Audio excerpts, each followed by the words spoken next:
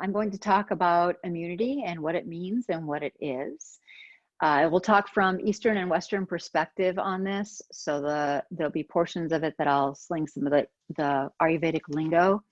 So I will start actually with the stages of disease, because in Ayurveda, we look at the lymphatic system and the immune system as the number one system. So the lymphatic system is the first system that we work on in Ayurveda.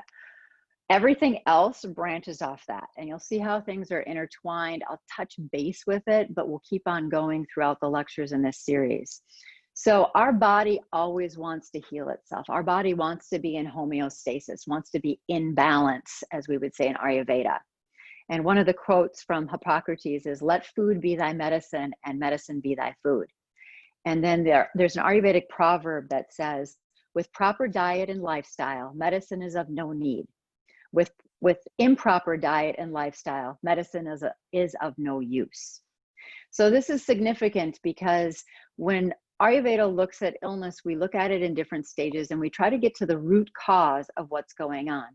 So Western medicine, by default, and because of the way that they need to practice, they look at the symptoms and they work on the symptoms. In Ayurveda, we look at the symptoms as signs for the deeper imbalance. And luckily, we get to use a lot of other things like fun herbs and lifestyle and stuff like that. And that's why I wish Western medicine would send people that they don't have the time to work with. Like give them the surgeries and give them the really hard stuff, the really intense stuff, but give us the lifestyle and working on balance and creating a life and that kind of thing, because we can do a lot of good and we can help really heal people with Western medicine. So the two medicines can work very well together.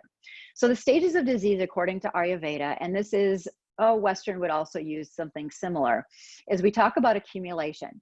So accumulation is when the imbalance happens. This is when routine, diet, and the use of the six tastes becomes really important in Ayurveda. It is slightly difficult and there are likely no symptoms. Most people would ignore the symptoms if they had them, because they might even not manifest quite to a physical issue yet. It might be as subtle as, I have a little bit more mucus today. Well, you have more mucus maybe because there's a lot of pollution in the air because of the fires that are in California. And then what do? So we go back and we can look at lifestyle and we can look at routines to be able to balance that out, like doing Nadi Shodhana and doing Nasya and doing Nasya. Second step is aggravation. So this is when more symptoms start to show up. This is when the symptoms actually start to intensify a little bit and we start to notice a little bit. In Ayurveda, we talk about the doshas, and this means the doshas are still in their home area. They haven't traveled outside their boundaries yet. So they stay within their constitution. And this is where diet, sleep, routine, lifestyle, and then maybe even doing some sort of fast detox cleanse becomes important. So we can do a lot of good here. The first two stages are perfect for Ayurveda and doing just simple things in your life to be able to balance out. The next stage is spreading. So this is when it moves, the accumulation moves from its home place to another place. This is when the symptoms start to get a little more inconsistent and fluctuate a lot. So you might feel the pain in your knee, and then all of a sudden it's like in your other knee, and then it's in your hip, and then it's in your shoulder, and you're like, well, I don't get what's going on here. And it's because it's shifting, because the imbalance is all the way through your body. This is when cleansing, detox, fast, beginning of panchakarma, and then definitely lifestyle and routine. Panchakarma means the 5 practices. So these are 5 cleansing practices in Ayurveda that we do. The next stage would be relocation. So this is when it completely moves to another area and affects another area. So this would be like, let's say some illness starts in your digestive system and then it goes up into your lungs. So flus a lot of times do that. Where they start in our digestive system, we really don't know that, but a lot of times it does. And then eventually it becomes a cough, like coughing and congestion, or a sinus congestion settles down into our lungs. So it goes from one space into the next space. And a relocation we definitely notice, and this is when Western medicine starts their practice. So there's a lot of things that have already happened to get to this point. So this is when people are actually quite ill. The imbalance above, we use all the things to balance above. So cleansing, detox, panchakarma, lifestyle routine. We use more specific diets, more specific detoxes, and very specific lifestyle changes. And then after that, we become less effective. Unless you're an Ayurvedic doctor, then you can do more diagnosis. But manifestation is when you have the full-blown illness and like really significant treatment is done. This is when panchakarma would be used by a Ayurvedic doctor. And then chronic disease is when it's all the above and more. So you can see how Ayurveda can play a huge part in illness. So that's the stages of illness. And I'll go into what the immune system actually is. So in Ayurveda, we work on the lymphatic system first. So our lymphatic system is the system that is the drains of our body. So first of all, it drains and carries out fats and proteins specifically to be able to feed our body. Then it pulls out toxins, and it also IDs. So this is where our immune system comes in. It also IDs what our body needs to fight if there's an illness, infection, or something present that's foreign, okay? So that's the first step, is that our body does all of those things. So our lymphatic system is the most fascinating system of our body, and we know, Western medicine knows so little about it. And it's the first system that we treat. So in Ayurveda, it's not about suppressing the symptoms, it's about getting to the root cause. So what is actually causing the imbalance? So if somebody has acid reflux, a lot of times Western medicine will say, well, take Tums or take some sort of suppression to be able to suppress that. In Ayurveda, we look at, okay, what's going on with your digestive system? Is it too active or is it inactive? And a lot of times it's actually inactive, where the system is not producing the right chemicals to be able to digest food. And this will be talked about more in the digestive one. So the immune system, with immunity comes good digestion, strong Agni or digestive fire, quality of our liver, so good liver function, and then balance of the endocrine system, so our hormones. So I'll say that again. With strong immunity, with a proper lymphatic system comes strong digestion, strong Agni. Agni is digestive fire, so metabolism would be the Western term for that. Quality of liver function, and also the gallbladder. And there's a lot of people that have had their gallbladders taken out. So this is significant. We'll talk about this more in digestion. Balanced endocrine system. So our hormones are in balance. Okay. Our bodies have the intelligence to be able to heal. With proper support, we will have optimal health. Okay, so in Ayurveda, we talk about something that's called Ojas. So I'll use the word Ojas and immune system kind of interchangeably because they are kind of the same thing. Our lymphatic system would be more of what Ojas is, so because it has so many different levels to it and so many functions that it does. But Ojas is the strength of our Ojas is determined by the way that our body feels. So the wellness of our body is dictated by our Ojas. So strength, that means strength of body, strength of immune system, strength of digestion, our vigor, our vitality. So how we function through our whole life from infancy all the way to old age. And then the function of our immunity. Is our immune system working at the proper time? Is it releasing the right signals? Is it having the right reactions, or is it being overreactive? How it decreases. So if our Ojas starts to decrease, it is affected by past trauma, our lifestyle choices. So if we have poor sleeping habits, poor exercise habits, poor nutritional habits, our stress level, so what we talked about in the lecture before this, the quality of our relationships. So toxic relationships can affect our vitality, our Ojas, our immunity, our lymphatic system, and the overall state of consciousness. So in Ayurveda, we talk about Ojas, or our lymphatic system, being our highest state of consciousness also, which is pretty cool. So we want to protect our ojas as much as possible. And the times to protect it the most are when we're in illness or recovery. So when we're recovering from an illness, when we have unusual stress. I mean, really, in this day and age, how often don't we have some unusual stress? But it goes back to the stress lecture, is what are we perceiving of that stress? Are we stressed out because we're going somewhere? Are we stressed out because we have to see people that are going to cause conflict with us? So realizing our perceived stress and not making it a usual stress, but making it something that maybe happens once in a while when we react the way we react. Between seasons. So right now, we are starting to shift into the in-between seasons. We're heading into fall, which is pretty significant. And it's a great time to do a cleanser detox, especially to purge heat out of our body. And I will be offering a stress detox, a physical detox. So if you're interested in that, you can talk to me or you can send me a message and I will tell you more information about what the detox will look like, but also talk about that in the nutrition portion also. Cold and flu season. We're heading into the cold and flu season. It might be increased because of all the smoke in the air and all the leftover from the farming community and how much chemicals they used in the environment this year. Following a cleanse, so when your body is going through rejuvenation, it's a really good time to protect your ojas and do some extra practices. A change in routine. So maybe you've moved and things have changed in your life, or you had some sort of stressful event that threw your routine off. Get back on your routine as soon as possible.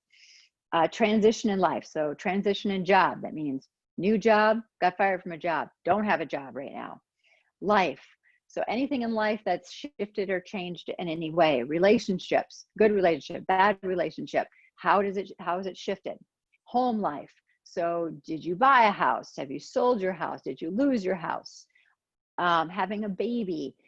Different things in our life also create a reason to protect our ojas. So pretty much everything, right? We need to do to protect our ojas. How ojas is decreased. So how our immunity is decreased. Overall effort. So when we become too people pleasing, we deplete our ojas, meaning we always have to say yes, yes, yes, yes to everything. When in reality, we should say no to probably half the stuff. So being mindful of how often we have poor boundaries with people. Stress. Stress we talked about in the last lecture, but real versus perceived stress. And the fact that fear is a huge part of our society right now. So do we live and thrive off of fear? Contraction, so tension in our body, whether it be physical tension or tension that we're creating by clenching. I realized when I went to my dentist, I've cracked 2 of my crowns. Well, I have to get them replaced. That's a very expensive replacement. But what that means is I'm clenching in my sleep because I don't even realize I'm doing it. And she asked me if I was clenching in my sleep. And I realized the other night that I was. So this is something that I need to change because in my night, I am processing all of my stress. And when I'm processing my stress, I'm clenching my jaw and cracking my teeth. So it's kind of an interesting thing to see how stress isn't necessarily in my external world as much as it is in my internal world and the way that I'm processing it. Being selfish. So being selfish in the sense that we're taking too much from the earth. We're accumulating too much stuff. We're being selfish instead of doing self-care, which is 2 completely different things. And I have an article that I wrote about that on my blog, which you can read about self-care. And so these things are how we deplete our immune system in another way other than just stress. Okay, how to support immunity. So this is the fun stuff. There's lots of practices that you're going to learn through this. So we'll talk about the Ayurvedic clock next week and the specifics around that, and then we'll break down the specifics over the next few weeks that follow. But I'll give you an overview of what's important so you can start thinking about what things are important and ask questions to Jenna and I about what you can do. And we both have a little different perspective because we're in different phases of our life and different parts of our practice.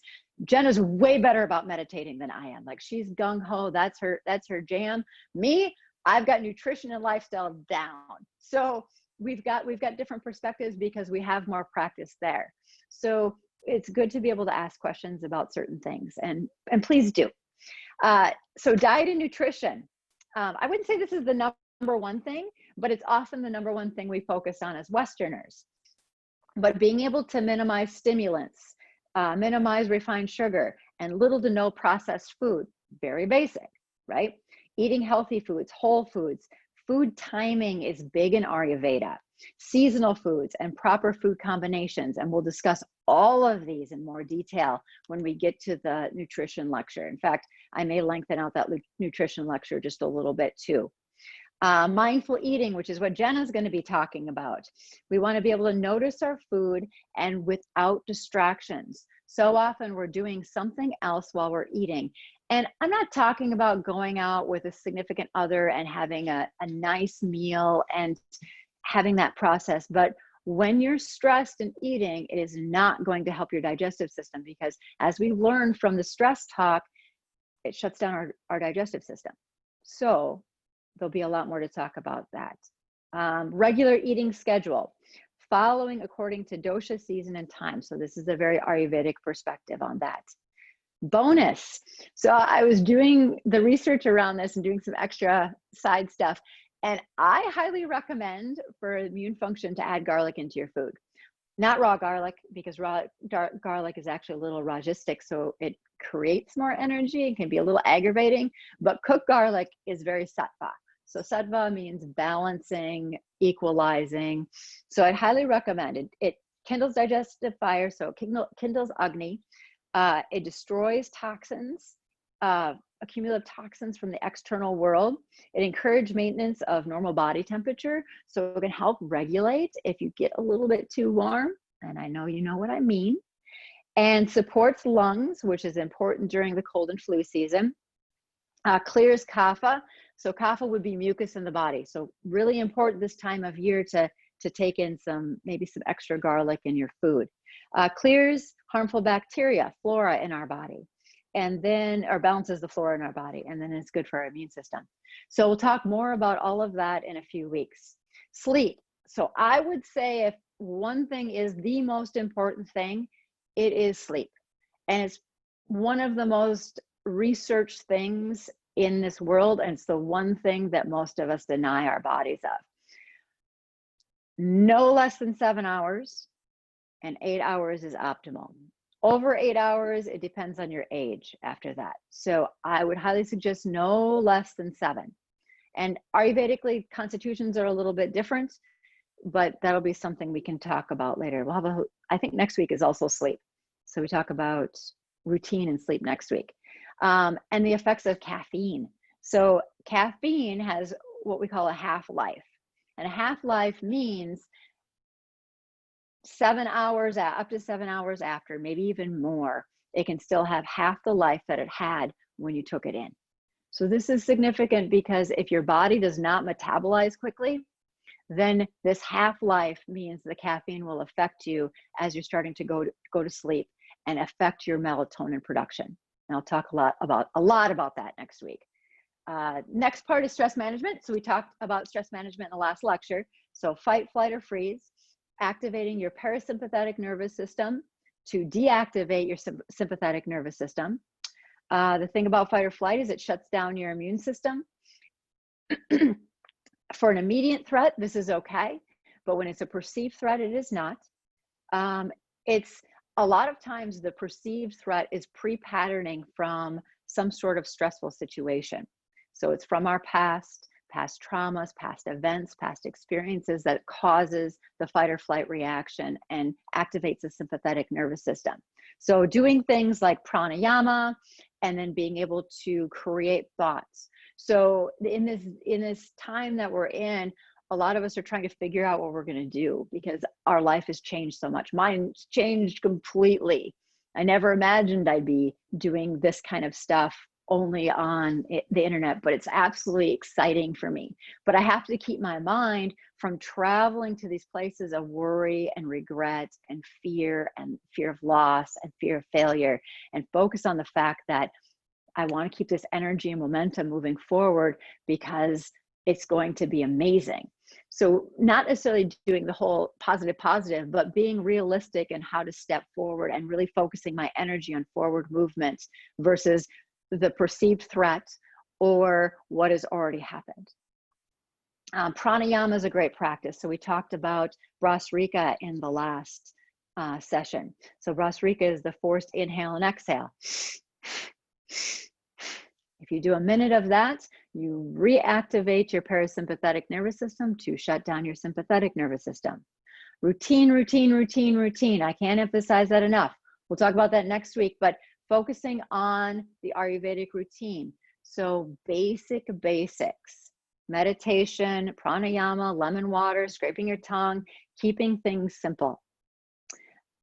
Be at ease. It's easier said than done, but there's simple things you can do, like before you go to bed, not watching a whole bunch of stimulating things, not doing a whole bunch of stimulating things right before bed. This is also exercise, eating, and like I said, we'll talk about that a lot in the next few weeks. Oh, and having work-life balance. So work-life balance doesn't necessarily mean you have 8 hours of fun and 8 hours of work, because if you do the addition on that, that means there's not a lot of sleep. It means that what you're doing for fun is that much more potent.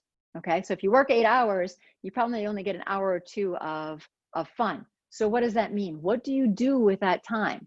Do you sit and watch TV, or do you go do something active, or go do something outside, which is really key to connect with nature? And then proper exercise is the last one. So exercise is important. I'm going to talk about exercise a lot in a couple of weeks, but we want to make sure that we're doing exercise that helps release accumulated stress in our body so that our immune system can work properly. We want to move stagnant mental, physical, and emotional energy out of our body. This also helps to kindle Agni, which helps for our immune system. It helps for improving digestion. It's also key to make sure that we're exercising at the right times. So there's key times to exercise because of the detoxification of our body and because of the elimination of our body. So it helps for elimination and detoxification. It promotes relaxation if done correctly. So there are activities that are going to cause the fight or flight response. And if the fight or flight response is activated, then exercise is not the proper thing. So this depends a little bit on dosha or constitution, but more so how we perceive exercise. If we are looking at exercise, I hate this, that's going to cause stress. If we're doing exercise where we're only breathing through our mouth, that is going to activate our sympathetic nervous system, which releases adrenaline, which releases cortisol. So it's not effective. It puts weight on our body versus helping us to lose weight. So we really want to focus on doing exercise that is not damaging our lymphatic system, our immune system, our Ojas, our vitality of life. So duration, intensity, and the amount of time we use to recover. Okay. So some things that I gave in the last session to be able to work on is meditation. I'm going to say meditation. Number one, Jenna did a recording on meditation that is on the program. It is up. I got it up today. Not all my stuff is up, but her stuff is up. She's been, thank you so much, Jenna. So there's 2 meditation practices. There's an AM and a PM. Nice short meditations that you can just inject into your day if you need something to do. It helps. Use pre-recorded meditations. There is nothing wrong with that. Find another one you like. It doesn't matter, but find some sort of meditation. To sit silently is more work sometimes than what it's worth to be able to shut it down. When you can attach yourself to something, it's much, much easier. I also have a Yoga Nidra on there. Yoga Nidra is a restorative sleep, okay, but it's active sleep. So what you're doing is you're listening to the recording of the 61 points It's a great recording. So that's another option for a meditation, especially in the evening, to be able to settle down, or if you find yourself really anxious during the day. So that's in the program. Lemon water, I've got an article on lemon water in the free membership that's on our website, whenshifthappens.org, and then go to free membership. That article is in there. Go ahead and read that on lemon water and the importance of lemon water in the morning, right when you get up. Notice the basic things in your life. So diet, nutrition, exercise, movement, choices, routine. Notice your stress level. What activates you? When do you become reactive? And how often can you be more responsive? Perception of life, past trauma. Where is it coming from? Scrape your tongue. So that's one thing I'm going to add. Start scraping your tongue. Don't brush it with your toothbrush. Okay? Just think of it this way. My dog Rufus is right here. If I had carpet in my house, if he pooped on the carpet, what would I do? I would scoop it up and clean the carpet. I wouldn't take something and rub it into the carpet. So same thing with our tongues. Our tongue has what's called ama on it in the morning. And sometimes it's a little bit and sometimes it's a lot. It might be different colors. It might be different textures. You want to see what that is. So become aware of what's on your tongue. If you don't have a tongue scraper, you can use a spoon. If you live in the area, I do have tongue scrapers for sale. So if you want a tongue scraper, I can sell you a tongue scraper. Scrape off your tongue about 9 to 14 times. You don't have to dig into your tongue. Just scrape it off and then tap it and wash it off, okay? Increase your water intake, room temperature or warmer, and then shut down about an hour before bed. So bedtime, 10:30 at the latest. If you can do earlier, do earlier. It's getting easier now that it's getting darker earlier, but I highly recommend no later than 10, unless you get up a little bit later, but we'll talk about that more next week. All right, so thank you for your time.